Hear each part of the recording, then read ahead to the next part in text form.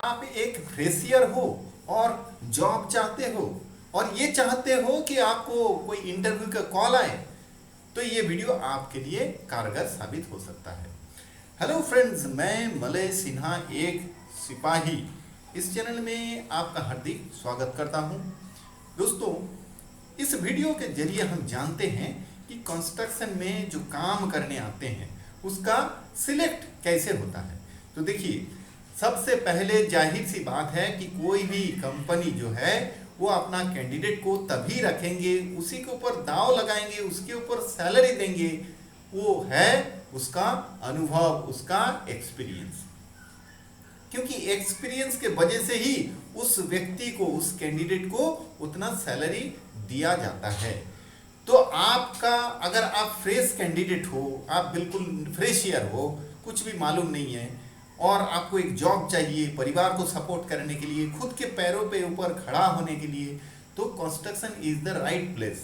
लेकिन आपको उस तरह से नहीं मिलेगा जिस तरह से आप इसके बारे में सोच रहे हो कि आपको कोई एक इंटरव्यू आएगा और कॉल आएगा, इंटरव्यू आप दोगे, फिर आप ज्वाइन करोगे, फिर अपॉइंटमेंट लेटर मिलेगा। इस तरह से नहीं होगा। ये कैंडिडेट उनके लिए होता है जिसको काफ़ी दिनों का एक्सपीरियंस होता है, तो उनके लिए ये ठीक है, लेकिन आपके लिए नहीं होगा। आप अगर उसी उम्मीद पे बैठे हो तो गलत बैठे हो, आप गलत उम्मीद लगाए बैठे हो, तो फिर आपको करना क्या है?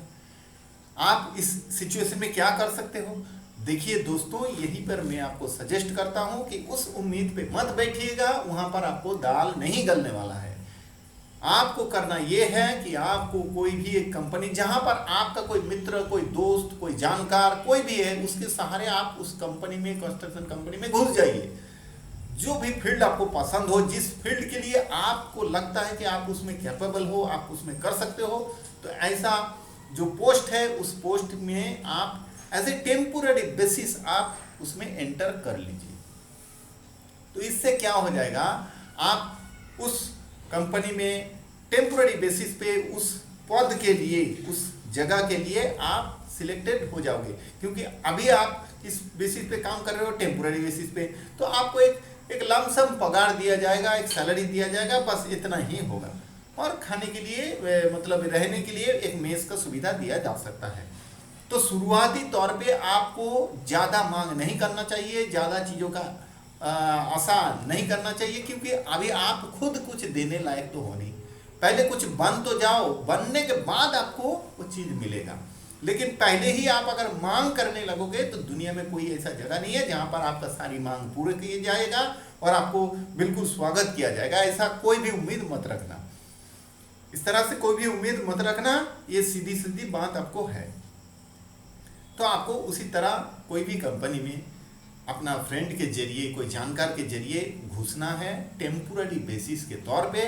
और जितना ज़्यादा हो सके आपका टारगेट, आपका जो एम है, लक्ष्य है, वो ये होना चाहिए कि काम को ज़्यादा से ज़्यादा सीखना, और काम को ज़्यादा से ज़्यादा कितना ज़्यादा आप लर्निंग करते हो।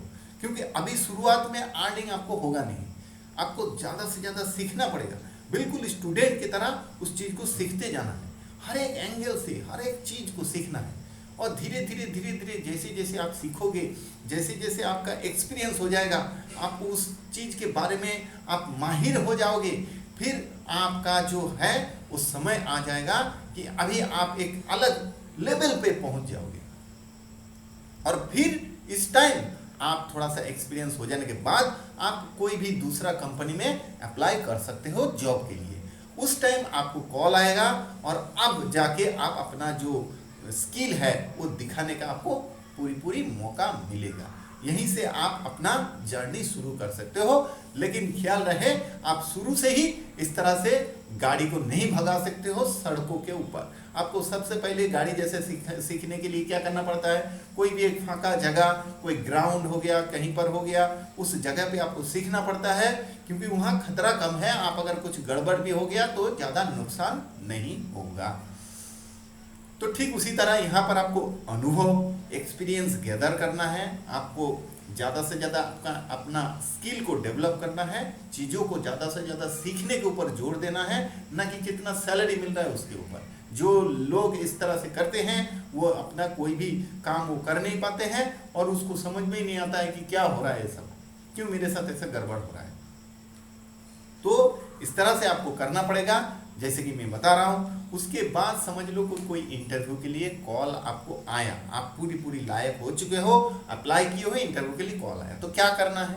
देखिए यहाँ पर आपको सबसे पहले तो ये करना है, आपका जो भी आपका एजुकेशनल जो डॉक्यूमेंट्स वगैरह है, सर्टिफिकेट वगैरह है, उसका एक जेरोक्स कॉपी सारे के सारे तैयार पहले से ही करके रखना है और उसके साथ आपको इंटरव्यू के लिए जाना है। जाने के बाद आपको सबसे पहला तो आपको इंटरव्यू में जैसे ही कॉल आया आपको वेटिंग रूम में बिठाया जाएगा। उसके बाद जैसे ही आपको अंदर बुलाया जाएगा तो सबसे पहले आपको पोलाइटली उनको हेलो सर या नमस्ते सर इस तरह से बोलना है और बैठने के लिए इजाजत मांगना है। कोई जाते ही बंदा घबराहट में बैठ ही जाता है या फिर कोई इतना भी ओवर कॉन्फिडेंट हो जाता है कि जाके सीधा बैठ जाता है, वो मैनर भूल जाता है। आपको ऐसा नहीं करना है, आपको पूरी तरह मैनर के साथ और पोलाइटनेस के साथ इंटरव्यू को फेस करना है। तो आपको इजाजत मांगना है कि can I have a seat here, मैं क्या बैठ सकता हूं। तो इस तरह से आप इजाजत मांगो तो सामने वाला का क्या दिल और ज़्यादा ओपन वाइड हो जाता है। उसके बाद आपको दूसरी बात का ध्यान ये रखना है कि कोई भी बात आप झूठ का सहारा मत लेना। भले ही आप चुप रहना चलेगा लेकिन झूठ का सहारा मत लेना। एक बार आपने झूठ का सहारा ले लिया तो सामने वाला इंटरव्यूअर उसके ऊपर और क्वेरी करेंगे और ज़्यादा घुसने की कोशिश करेंगे और एक टाइम ऐसा आएगा कि आपको भागने का कोई मौका नहीं मिलेगा। आपका पीठ जो है वो दीवार पे सट जाएगा और आप पूरा एक्सपोज हो जाओगे, आप पूरा एक्सप्लोर हो जाओगे। ऐसा कोई भी नौबत आने के लिए मौका ही मत देना। और उसके बाद क्या है, उसके बाद आपका जो भी एक्सपीरियंस है उसके बारे में आप बताना। कभी भी ये गलती मत कर देना कि सर ये काम के लिए मैं एकदम मेरे सिवाय ये काम को कोई अच्छी तरह कर ही नहीं पाएगा। इस तरह का ना कोई ओवर कॉन्फिडेंट वाला बात गलती से भी मत सामने रख देना, क्योंकि यहाँ जो इंटरव्यूअर रहता है ना ये सब बातों से काफ़ी चिढ़ता है, उनको काफ़ी इस बात से हर्ट होता है। तो ऐसा कोई भी कदम मत उठा देना या कोई भी इस तरह से बात मत छेड़ देना जिससे कि सामने वाला इंटरव्यूअर हर्ट हो जाए या वो फिर आर्गुमेंट में आ जाए। आपको कभी भी इंटरव्यूअर के साथ आर्गुमेंट नहीं करना। समझ लो वो कुछ बता रहा है, आप कुछ बोल रहे हो, फिर आपको बोला ऐसा आप क्यों कर रहे हो, तो आप बोलो देखिए मैं तो सर ऐसा ही करता हूँ, देखिए ये तो मेरा नेचर है, I can't change my nature. तो इस तरह से आप आर्गुमेंट पे कभी भी मत चले जाना। अगर आप चले जाते हो फिर आप सिलेक्टेड नहीं हो पाओगे। तो आपको अगर सिलेक्टेड होना है तो इस तरह से चीज़ का अवॉइड करना है, आप आर्गुमेंट में नहीं जाओगे। फिर बढ़ते हैं नेक्स्ट कदम की तरफ। देखिए नेक्स्ट कदम क्या होता है, इंटरव्यूअर आपको बहुत ज़्यादा उस काम के ऊपर ज़्यादा सवाल नहीं करेगा। खास करके वो HR पर्सन होता है, उनको उतना ज़्यादा नहीं, वो खाली इतना ही देखना चाहता है कि भाई इस पोस्ट के लिए हम इस व्यक्ति को रखना चाहते हैं, क्या ये व्यक्ति उस पोस्ट के लिए काबिल है, डिज़र्व है और उसका जो सैलरी है वो उसमें फिट बैठता है, तभी वो सिलेक्ट हो जाता है। बाकी आपका ज़्यादा छानबीन नहीं किया जाता है क्योंकि आपका थोड़ा बहुत जो एक्सपीरियंस है वो गुड एनफ होता है। तो जो नेक्स्ट स्टेप आता है वो आपका जो सैलरी स्ट्रक्चर है उसके ऊपर है कि देखिए आपको इस पोस्ट के लिए कितना सैलरी का एक्सपेक्टेशन है, कितना उम्मीद आप करते हो। तो यहाँ पर ज़रा सावधान, क्योंकि बहुत लोगों के सामने जैसे ही उम्मीद का बात रख दिया जाता कि भाई आप कितना सैलरी का उम्मीद करते हो, ये खुला आमंत्रण जैसे ही उन्हें मिलता है वो अपना पूरा मुंह खोल देता है। उसको मांगने के लिए बिल्कुल लिमिट ही उसको समझ में नहीं आता है। तो ऐसा गलती आप कभी मत करना, इसीलिए ये वीडियो मैं बना रहा हूँ कि आप इस तरह की गलती मत करना। आप एक मुनासिब सैलरी का ही मांग करना।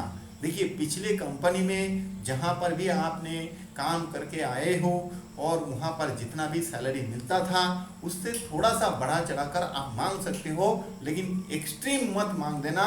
वहाँ पर अगर आपको 15,000 सैलरी मिलता था तो यहाँ पर आप 40 या 50,000 का मांग मत कर देना, आप सिलेक्टेड नहीं हो पाओगे। इंटरव्यूअर जो बैठा है वो कोई बेवकूफ़ नहीं है कि आप इतना आसानी से उनके बेवकूफ़ बना लोगे। और वो इतना दिन का एक्सपीरियंस लेके बैठा है और आप 9 सीखिया उनको जाके बेवकूफ़ बना के टोपी पहना के आ जाओगे, ऐसा गलती कभी भी मत करना।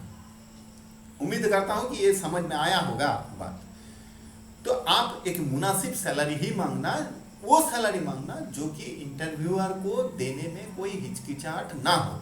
अगर उनको थोड़ा सा ज़्यादा लगे तो वो आपको बताएगा, और आप भी बोलना कि सर ये मेरा निजी ऐसा मन है कि मुझे इतना मिलना चाहिए।